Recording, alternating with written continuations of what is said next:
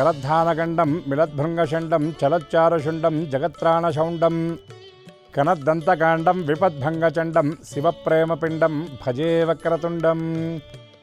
శ్రీ గణేశాయ నమః. శారదా గురుభ్యో నమః. ఈటీవీ లైఫ్ ఆధ్యాత్మిక ఛానల్ తమసోమా జ్యోతిర్గమయ జీవన వేదం కార్యక్రమానికి ప్రేక్షకులందరికీ శుభస్వాగతం.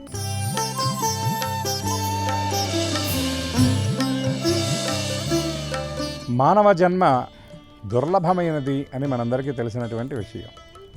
అయితే వేదం చెప్పేటటువంటి మాట, పురాణం చెప్పేటటువంటి మాట ఏమిటంటే ఎంతో పుణ్యం ఉంటే కానీ ఈ జన్మ లభించదు అని. అయితే మళ్ళీ ఇంకొక మాట కూడా ఇదే పెద్దలు పురాణాల్లో చెప్పారు. ఏమైనా చెప్పారంటే క్షీణే పుణ్యే మత్స్యలోకం విశంతి. ఈ మత్స్యలోకం అనేది అంటే ఈ భూలోకంలోకి మానవ జన్మ ఎత్తి రావడం అనేది ఏమిటి అంటే పాపం అనేది క్షీణే పుణ్యే, పుణ్యం అనేది తగ్గినప్పుడు ఆ పుణ్య సముపార్జన కోసం భూలోకంలో మానవ జన్మను ఎత్తుతాము అని మనకు పురాణంలో చెప్పినటువంటి మాట. అంతేకాకుండా ఎన్నో జన్మల తపస్సుంటే కానీ మళ్ళీ మానవ జన్మ అనేది రాదు అని కూడా మళ్ళీ అదే పురాణం మనకు చెప్తున్నటువంటి విషయం. మొత్తం మీద ఈ జన్మను చరితార్థం చేసుకోవాలి అంటే మనం చేయగలిగినటువంటి ఇదేమిటంటే పుణ్య సముపార్జన చేయటం. దానితో పాటు భగవంతుడిచ్చినటువంటి ఈ జన్మను చరితార్థం చేసుకోవటం కోసం ఏవి ఆచరించాలి, ఏవి ఆచరించకూడదు అనేటటువంటి విషయాలను ముందు పెద్దల ద్వారా తెలుసుకోవాలి. ఈ తెలియచెప్పేటటువంటి మూలమైనటువంటి విద్య ఏది అంటే దానికి వేదం అని మనకు సమాధానం దొరుకుతుంది. వేదం తర్వాత ఉపవేదాలు, ఉపనిషత్తులు, స్మృతులు, పురాణాలు ఇవన్నీ కూడా మనకి ధర్మ ప్రబోధం చేసేవే. విహితమైనటువంటి కర్మలన్నింటినీ కూడా మనకి సూచించి మనం మన జన్మను చరితార్థం చేసుకోవడానికి ఉపయోగపడేవి ఈ వేదాలన్నీ కూడా. కాబట్టి వేదాలలో ఉన్నటువంటి అనేకమైన ముఖ్య విషయాలను ఆధునిక జీవన సమన్వయం చేస్తూ ఉపనిషత్తుల్లో ఉన్నటువంటి విషయాలను, ధర్మాలను మనకు తెలియజేస్తూ ఎట్లా వీటిని మనం ఆచరించాలో మనకి సన్మార్గ దర్శనం చేసేటటువంటి కార్యక్రమం మన ఈ జీవన వేదం. ఉపనిషత్తుల్లో అనేకమైనటువంటి విషయాలు చెప్పారు. ఉపనిషత్తుల్లో చాలా కథలు, చాలా విషయాలు మనకి మంత్ర రూపంలో కూడా ఉంటూ ఉంటాయి. చాలా గుట్టైనటువంటి ధర్మాలు కూడా మనకి మంత్రాల రూపంలో అందించారు. అయితే చాలా వింటూ ఉంటాం కానీ వాటి యొక్క అర్థం చాలామందికి తెలియకపోవటం వల్ల ఇందులో ఇంత లోతుందా అనేది వాళ్ళకి అర్థం కానటువంటి స్థితి ఉంటుంది. అటువంటి వాటిల్లో తైత్రీయోపనిషత్తుల్లో శిక్షావల్లి అనేటటువంటి దాంట్లో మాతృదేవో భవ, పితృదేవో భవ, ఆచార్య దేవో భవ, అతిథి దేవో భవ, యాన్యనవద్యాని కర్మాణి అంటే ఎట్లా ఉండాలో చెప్తున్నారు. తల్లిని నీవు దైవంగా భావన చేయాలి. ఇదే విషయం వేదం కూడా చెప్తుంది. నా గాయత్ర్యా పరం మంత్రం నమాతః పరదైవతం. గాయత్రిని మించినటువంటి మంత్రం లేదు, తల్లిని మించినటువంటి దైవం లేదు. ఎందుకండి అంటే ఎవరైతే మంత్రాన్ని స్మరణ చేస్తూ ఉంటారో అంటే గాయంతే త్రాయతే ఇది గాయత్రి అంటారు. అంటే ఆ గాయత్రి మంత్రాన్ని ఎవరైతే స్మరణ చేస్తారో వాళ్ళందరినీ రక్షించేటటువంటి ఒక అద్భుతమైనటువంటి మంత్రం కాబట్టి గాయత్రి మంత్రం అంత గొప్పది అన్నారు. అంతేకాకుండా ఈ గాయత్రి మంత్రం యొక్క గొప్పదనాన్ని చెబుతూ ఇంకొక చక్కని శ్లోకాన్ని కూడా ఇచ్చేసి గాయత్రి మంత్రంతో సమానమైనటువంటి మంత్రంగా సర్వగాయత్రి అని దీన్ని అంటారు. సర్వ చైతన్య రూపాంతాం ఆద్యాం విద్యాంచ ధీమహి బుద్ధిం యానః ప్రచోదయాత్ అంటారు. అంటే చూడండి ఇది ఎంత విశేషం అంటే బుద్ధిం యానః ప్రచోదయాత్ అంటే మన బుద్ధి ప్రచోదింపబడుగాక అంటూ ఉంటారు. అంటే భగవంతుడు ఎప్పుడూ కూడా ఏ రూపంలో ఉంటాడు అంటే మన బుద్ధి రూపంలో ఉండి మనల్ని నడిపిస్తాడు. అందుకే మన పెద్దలు ఇంకో మాట కూడా చెప్తారు, బుద్ధి కర్మానుసారిణి అని.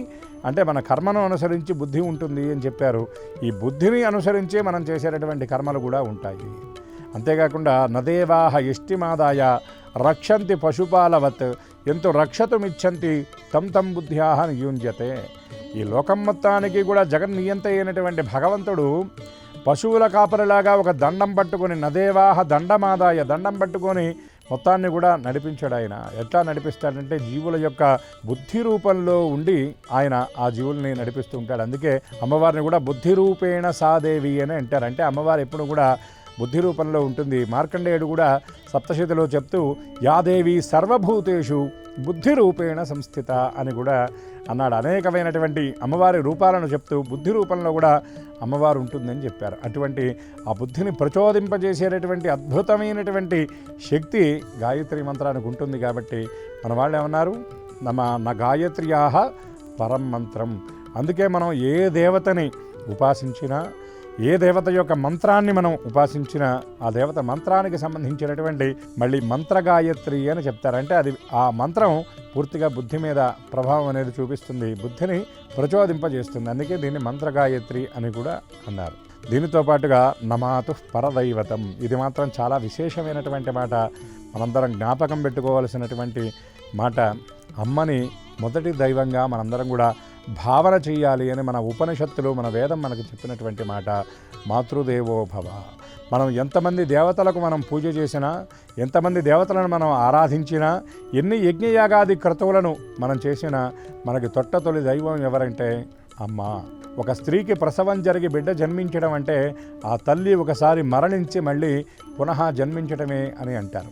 అంతటి శూలను, అంతటి వేదన, అంతటి కష్టాన్ని అమ్మ అనుభవించిన ఆ పుట్టినటువంటి ఆ పసివాడి ఏడుపు వినగానే, వాడి ఆ చక్కని ఆ మోము చూడగానే, ఆ శరీర ఆ కరస్పర్శ, పాదస్పర్శ తగలగానే అమ్మ వాటన్నిటిని కూడా మర్చిపోతుంది. చూడండి ఎంత విశేషమంటే, ప్రపంచంలో ఎవరైనా సరే మన కోసం ఒక మంచి సలహా ఇస్తారు, ఇంకేదైనా చేతనైన సహాయం చేస్తారు. కానీ తన బిడ్డ కోసం తన ప్రాణాన్ని సైతం పణంగా పెట్టేటటువంటి ఆ వ్యక్తి ఎవరైనా ఉన్నారంటే ఈ ప్రపంచంలో కేవలం తల్లి మాత్రమే. చూడండి, మాతృత్వం రావటం అంటే చాలా విశేషం. ఎట్లాగంటే శరీరంలో అనేకమైనటువంటి మార్పులు వస్తాయి, అనేకమైనటువంటి వికారాలు ఉంటాయి. ఇవాళ మనం ఆధునిక జీవనంలో కొంతమందిని చూస్తూ ఉంటాం, వాళ్ళు గర్భధారణ చేసిన తర్వాత అనేకమైనటువంటి వ్యాధుల బారిని కూడా వాళ్ళు పడతారు. కానీ ఎన్నున్నా సరే తల్లి గర్భవతిగా ఉన్నప్పుడు ఎన్ని ముక్కులు ముక్కుతుందో చెప్పడానికి వీల్లేదు, ఎంతమంది దేవతల్ని ప్రార్థిస్తుందో చెప్పడానికి వీల్లేదు, ఎన్ని స్తోత్రాలు చదువుతుందో చెప్పడానికి వీల్లేదు. కానీ ఏ దేవత గురించి అమ్మ నమస్కరించినా చెప్పేటటువంటి మాట ఏమిటంటే, నా బిడ్డ సుఖంగా ఉండాలి, నా బిడ్డ క్షేమంగా ఈ లోకాన్ని చక్కగా చూడాలి అని అమ్మ ప్రార్థిస్తుంది. ఆ బిడ్డ ఈ లోకంలోకి వచ్చిన తర్వాత అమ్మ తన రక్తాన్ని స్తన్యంగా మార్చి ఆ పిల్లవాడిని పోషిస్తుంది. అందుకే పెద్దలు ఒక మాట అంటారు, మాతా సమన్నాస్తి శరీర పోషణం. అంటే పిల్లవాడి యొక్క అభ్యున్నతిని కాంక్షించి ఆ పిల్లవాడికి ఆ ఆహారం పెట్టడం అనేటటువంటి దీంట్లో అమ్మతో సమానమైనటువంటి వాళ్ళు ఎవ్వరూ ఉండరు. అందుకే ఆ పత్నీ ధర్మాలు చెప్తూ కూడా భోజ్యేషు మాత అంటారు. అంటే అన్నం ఎలా పెట్టాలంటే తల్లిలాగా పెట్టాలి అంటారు. ఎందుకంటే పిల్లవాడి యొక్క ఆకలి తల్లికి మాత్రమే తెలుస్తుంది. లోకల్లో అడగంది అమ్మైనా పెట్టదు అంటూ ఉంటారు, కానీ అడక్కపోయినా పెట్టేదే అమ్మ. పిల్లవాడు ఆదమర్చి నిద్రపోతూ ఉన్నటువంటి సమయంలో కొన్ని గంటల పాటు వాడు నిద్రపోతే అమ్మ కంగారు పడుతుంది. ఈ నిద్రలో వాడికి ఎక్కడ గొంతెండిపోతుందో, వాడికి పాపం ఎక్కడ ఆకలేస్తుందో, నిద్ర లేచాక వాడు ఎక్కడ నీరసిస్తాడో అని మధ్యలో లేపి వాడిని కాసిన్ని పాలో లేకపోతే కాసిన్ని నీళ్ళు వాడికి తాగించేటటువంటి సౌహార్ద్రత అమ్మది. అంతేకాకుండా తాను బాల్యంలో పిల్లవాడు ఉన్నప్పుడు అమ్మ తన పనులు సైతం పక్కన పెట్టి ఈ పిల్లవాడి కోసం తన సమయాన్నంతటినీ కూడా కేటాయిస్తుంది. చివరికి తాను భోజనం చేసినటువంటి సమయంలో కూడా పిల్లవాడు నిద్రపోతున్నటువంటి వాడు లేస్తే ఆ తినేటటువంటి ఆ ఆహారాన్ని వదిలేసి ఆ పిల్లవాడి సంరక్షణ కోసం వెళ్ళిపోతుంది. అంతేకాకుండా బిడ్డ కడుపు నిండితే చాలు అమ్మ మనసు నిండిపోతుంది, తృప్తి పడుతుంది, తన ఆహారం గురించి కూడా ఆలోచించదు. ఇంకా మనం కొన్ని కథల్లో కొంతమంది జీవితాల్లో మనం చూసాం, ఉన్నటువంటి పిడికడి మెతుకులు పట్టెడన్నం కూడా పిల్లవాడికి పెట్టి తాను జలాన్ని సేవించినటువంటి తల్లుల కథలు మనం ఎన్నో విన్నాం. అటువంటి అంత గొప్ప విశాల హృదయం అమ్మది. మనం చూసేటటువంటి కొవ్వొత్తి ఏ విధంగా అయితే కరిగిపోతూ తను వెలుతురునిస్తుందో అమ్మ జీవితం కూడా అటువంటిదే. అందుకే నమాతు పరదైవతం అని మనకు పెద్దలు చెప్పారు. ఇంతేకాకుండా అమ్మకి నమస్కరించడం వల్ల ఎంత విశేషం అంటే, భూప్రదక్షిణ షట్కేణ కాశీయాత్ర యుతేన చ శేతుస్నాన శతైర్యశ్చ తత్ఫలం మాతృవందనం అని మనకి పెద్దలు చెప్తారు.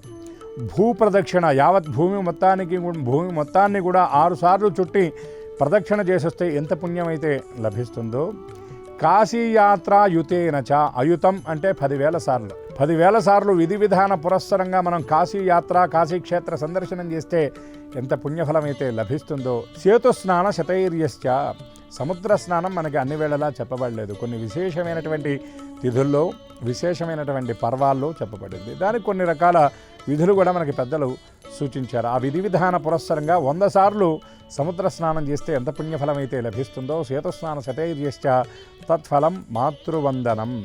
అటువంటి వీటన్నిటి పుణ్యం, ఇటువంటి పుణ్యం 6 సార్లు భూప్రదక్షిణ, 10,000 సార్లు కాశీయాత్ర, 100 సార్లు సముద్ర స్నానం చేసినటువంటి పుణ్యం ఒక్కసారి అమ్మకి నమస్కరిస్తే చాలు. నమస్కరించడం అంటే ఏమిటండి? అమ్మ చెప్పినటువంటి మాట మనం వినకుండా, అమ్మని వదిలేసి, మనం ఒక వయస్సు వచ్చిన తర్వాత అమ్మకి సంబంధించినటువంటి బాధ్యతలు ఏవి కూడా మనం జాగ్రత్తగా చూడకుండా, అమ్మ మనస్సుకి సాంత్వన కలిగేటటువంటి రీతిలో మనం ప్రవర్తించకుండా, అమ్మకి కష్టం కలిగేలాగా మనం ప్రవర్తించి మనం నమస్కారం చేస్తే చాలా అంటే కాదు. కేవలం నమస్కారం కాదయ్యా, తల్లి చెప్పినటువంటి మాట నీవు వినాలి. తల్లి మనసుకి నొప్పి తెలియకుండా నీవు ప్రవర్తించగలగాలి. తల్లిని చక్కగా చూసుకోవాలని చెప్తారు. వాళ్ళ లోకంలో కనుక మనం చూసినట్లయితే అనేకమైనటువంటి వృద్ధాశ్రమాలు మనకి లోకంలో కనబడుతూ ఉంటాయి. ఎన్నో పుణ్యాలు మనకి పెద్దలు చెప్పారు. కానీ వృద్ధాశ్రమాల వంటి వాటిని ప్రోత్సహించడం వల్ల కలిగేటటువంటి నష్టం ఏమిటంటే, చాలామంది బాధ్యత లేకుండా తల్లిదండ్రులను అక్కడ వదిలిపెట్టేటటువంటి పరిస్థితి ఉంటుంది. తల్లిదండ్రులను జాగ్రత్తగా చూసుకోకుండా, తల్లిదండ్రులకు సంబంధించినటువంటి యోగక్షేమాలు విచారించకుండా, వాళ్ళ మనస్సుకి సంతోషాన్ని ఇచ్చేటటువంటి పనులు కాకుండా, కుటుంబానికి వాళ్ళని దూరంగా గనక పెట్టి, వీళ్ళు కొన్ని లక్షల కోట్లు దేవాలయాలకు విరాళాలు ఇచ్చినా, వాళ్ళు యజ్ఞయాగాది క్రతువులు చేసినా, వాళ్ళ దేవాలయాలు నిర్మాణం చేసినా ఎటువంటి ఫలితం వాళ్ళకి రాదు. పూర్వపు రోజుల్లో గృహంలో జరిగేటటువంటి వైదిక కార్యక్రమాల్లో మొట్టమొదట చేసేటటువంటి పని ఏమిటంటే, తల్లిదండ్రులు కనుక సశరీరులై ఉంటే వాళ్ళకి వెళ్ళి నూతన వస్త్రాలు పెట్టి వాళ్ళ ఆశీర్వచనం తీసుకున్న తరువాత వీళ్ళు కార్యక్రమాన్ని ప్రారంభించేటటువంటి వాళ్ళు. లేదు, వాళ్ళు కనుక శేషకీర్తులై ఉన్నట్లయితే, అంటే వాళ్ళు ఆ శరీరాన్ని చాలించి వెళ్ళిపోయినట్లయితే, వాళ్ళ చిత్రపటాల దగ్గర దీపారాధన చేసి ఆ వస్త్రాలను వాళ్ళకి పెట్టి వాళ్ళ ఆశీర్వచనాన్ని పొందిన తరువాత ఆ వస్త్రాలు వీళ్ళు ధారణ చేసి కార్యక్రమాన్ని చేసుకునేటటువంటి వాళ్ళు. అంటే తల్లిదండ్రులకు మన సంప్రదాయంలో, మన ధర్మంలో అంత ప్రాధాన్యత ఇచ్చారు. ముఖ్యంగా తల్లికి ఇచ్చినటువంటి ప్రాధాన్యత ఎంతో గొప్పదని మనం గ్రహించాలి. అదేవిధంగా మన పురాణాల్లో, మన వేదాల్లో, మనకి ఆధునికంగా ఉన్నటువంటి అనేక మంది మహానుభావుల చరిత్రలో కూడా మనం చూసినట్లయితే తల్లి ప్రాధాన్యత చాలా గొప్పగా ఉంటుంది. ఉదాహరణకి ఉపమన్యువు అనేటటువంటి వ్యాఘ్రపాదుడి యొక్క కుమారుడు. అడవిలో ఉండేటటువంటి వాళ్ళు, అది ముని ఆశ్రమం. ధౌమ్యుడు అనేటటువంటి తమ్ముడితో కలిసి అతను ఉంటూ ఉన్నటువంటి సందర్భంలో, వాళ్ళు ఉన్నటువంటి ప్రాంతంలో గోవులు ఉండేవి కాదు, అక్కడ పాలు దొరికేవి కాదు. అటువంటి సందర్భంలో అతను విద్యాలయానికి, గురుకులానికి కొంత దూరం వెళ్ళినటువంటి సందర్భంలో అక్కడ ఉన్నటువంటి పిల్లలందరూ పాల గురించి, పాల రుచి గురించి చెబుతూ, ఒకానొక సందర్భంలో పాఠశాలలో పాలు తీసుకొచ్చి వాళ్ళు సేవిస్తూ ఉన్నటువంటి సందర్భంలో వీళ్ళు చాలా వింతగా చూస్తారు ధౌమ్యుడు, ఉపమన్యువు. ధౌమ్యుడు పెద్దగా పట్టించుకోలేదు, కానీ ఉపమన్యువు మాత్రం ఆ పదార్థం ఏమిటి అన్నట్టుగా ఆశ్చర్యంగా చూస్తారు. చూస్తే వాళ్ళు వీటిని క్షీరం అంటారా, పాలు అంటారు, ఆవుల నుండి ఈ పాలు వస్తాయి, చాలా రుచిగా ఉంటాయి, అద్భుతంగా ఉంటాయి. అయినా మీరు అడవుల్లో ఉండేటటువంటి వాళ్ళు, మీకు ఈ పాలు ఎక్కడి నుండి వస్తాయి, అది ఇది అని వాళ్ళు హేళన చేస్తారు. చూడండి, పసి మనస్సు కదా, ఎట్లయినా సరే నేను పాలు తాగాలని అనుకున్నాడు. తల్లి దగ్గరకు వచ్చి చెప్పాడు. ఆ తల్లికి ఏం చేయాలో అర్థం కాలేదు.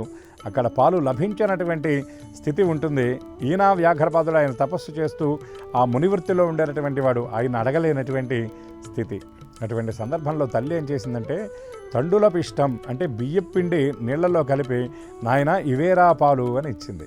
సహజంగా పిల్లల యొక్క మనస్తత్వం ఎట్లా ఉంటుంది, పక్కవాడి దగ్గర లేనిది మనం సాధించినప్పుడు వాడికి చూపించాలి, నేను సాధించానని ఈ పిల్లవాడు అనుకుంటాడు. కాబట్టి వాడు అవి తాగి, ఆ పాలు తాగుతూ ఒకానొక సందర్భంలో పాత్రలో తీసుకెళ్లి పాఠశాలలో ఉన్నటువంటి మిగిలిన పిల్లలకు చూపించారు. వాళ్ళు ఆ లక్షణం, ఆ పాలని, ఆ బియ్యపిండి నీళ్లను చూసి, ఒరే నాయన ఇవి పాలు కాదురా, మీ అమ్మ నిన్ను మోసం చేసింది, ఇవి బియ్యపిండి నీళ్ళు అని చెప్పి వాళ్ళు హేళన చేస్తే, ఆ పిల్లవాడు మరింత అవమాన భారంతో ఇంటికొచ్చి తల్లితో బాధపడి, అమ్మ ఏమిటి ఈ పరిస్థితి, నాకు కనీసం నేను పాలు అడిగితే ఇవ్వలేదు, ఎందుకు ఇట్లా అంటే, నాయన మనం కీకరారణ్యంలో ఉంటున్నాం, ఏదో నీ విద్య కోసం నిన్ను అక్కడ దాకా పంపిస్తున్నాం, కానీ మనకి ఇక్కడెక్కడ ఆవులు ఉండవు, కాబట్టి ఆవు పాలు దొరికేటటువంటి అవకాశం లేదంటే, ఆ పిల్లవాడు పట్టుబట్టి తల్లిని ఏమడుగుతాడంటే, అమ్మా నాకు ఎలా అయినా సరే ఆవు పాలు కావాలి, నేను ఖచ్చితంగా పాలు తాగాల్సిందే, నాకు పాలు ఎట్లయినా ఇప్పించమని చెప్పనని తల్లిని అడుగుతాడు. తల్లి అంటుంది, ఎక్కడి నుండి వస్తాయిరా, ఇక్కడ ఆవులే లేనప్పుడు నీకు పాలు నేను ఎక్కడి నుండి ఇప్పించాలి, అయినా సరే ఖచ్చితంగా పాలు కావాల్సిందే అంటున్నావు కాబట్టి నీవే సాధించుకో. ఎలా సాధిస్తావు? పరమేశ్వరుడు అనేటటువంటి వాడు ఉంటాడు, ఆయన జగన్ని ఎంత ఎవరికి ఏది ఇవ్వాలన్నా కూడా తప్పకుండా ఆయన అనుగ్రహ ప్రసాదంగానే లభిస్తుంది. అప్రసాద్య విరూపాక్షం, ఈ లోకమంతా కూడా ఆయన ప్రసాదమే.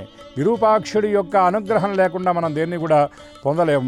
వరదం స్థాణుమవ్యయం, ఏదడిగినా ఇచ్చేటటువంటి వాడు ఆ లింగమూర్తి పరమేశ్వరుడు. అంతేకాకుండా కుత క్షీరౌదనం వత్స, ఆయన ఇవ్వకపోతే ఎక్కడి నుండి వస్తుందిరా.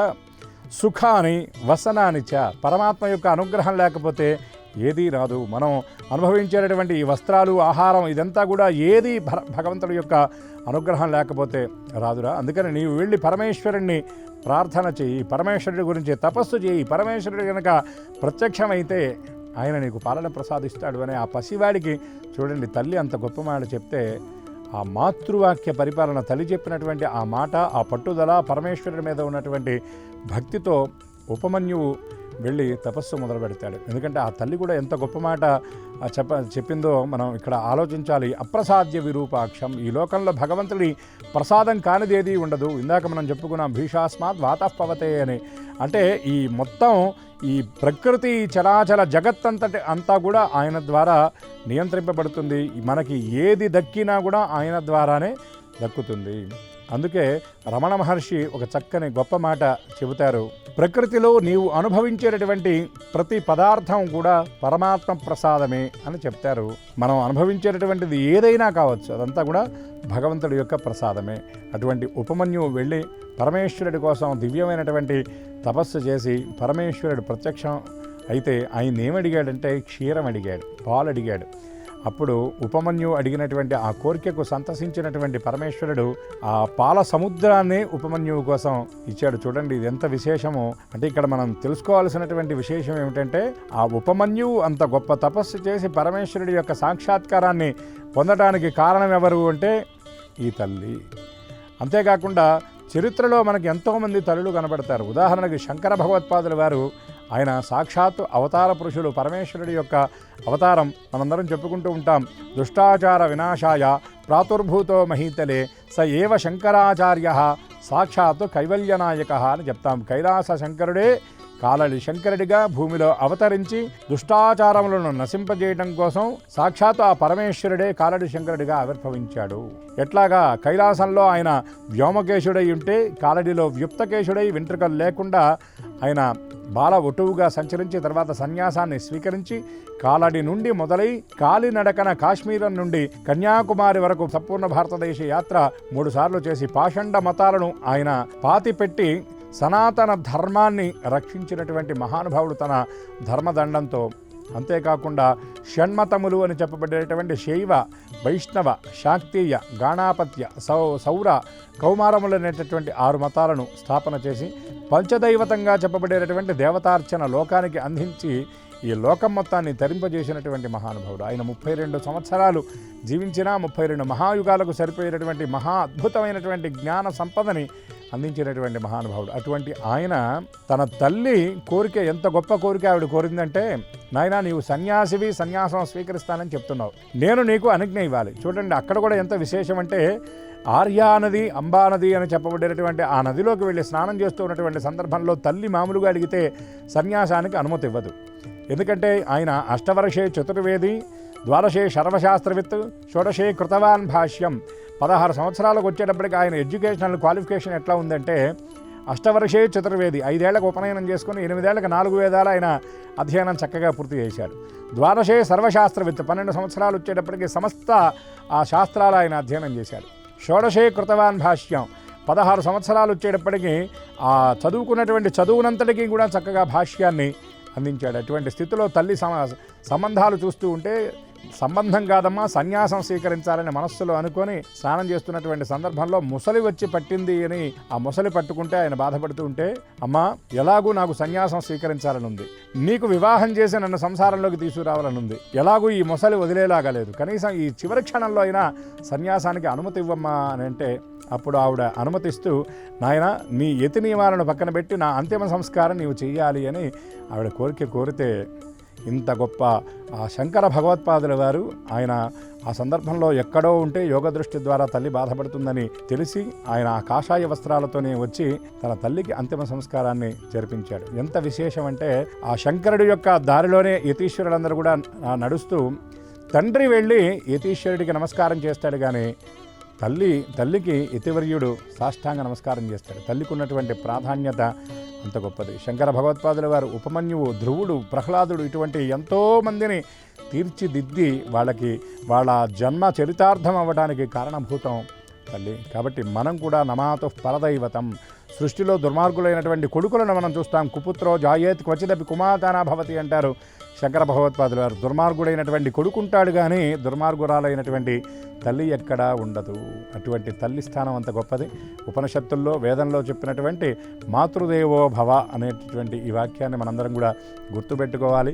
కనిపించనటువంటి దేవుళ్లకు పూజ చేయడం కాదు, కనిపించినటువంటి తల్లిదండ్రులను దైవంగా మనం భావన చేయాలి అనేటటువంటి విషయాన్ని ఉపనిషత్తు సారంగా మనం గ్రహించి అందరం కూడా మన జన్మను చరితార్థం చేసుకుందాం. శ్రీమాత్రే నమః. స్వస్తి. ఈ కార్యక్రమాన్ని తిరిగి చూడాలనుకుంటే www.youtube.com/ETV Life Spiritual లో చూడవచ్చు.